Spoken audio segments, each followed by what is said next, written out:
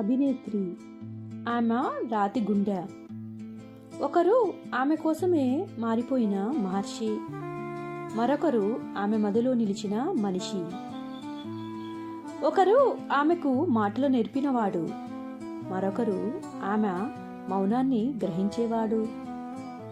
ఒకరు జీవితార్థమైన సూర్యుడిలా, మరొకరు ఆమె కలల వెన్నెల. ఒకరు ఆమెకు ముద్దుల చిరునవ్వు, మరొకరు గుండెకి సవ్వడిగా అవ్వు. ఒకరు ఆమెను తనలో కలుపుకున్నవారు, మరొకరు తనలో అంతా అయ్యి ఒదిగిపోయినవారు.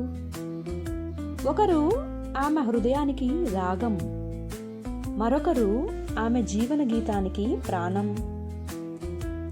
ప్రేమెంతని ఓ గణితంలా లెక్కించొచ్చా?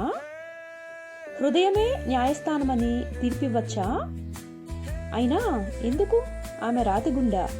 ఎందుకంటే ఆమె ఈ ప్రపంచాన్ని ఎదిరించలేదు కనుక.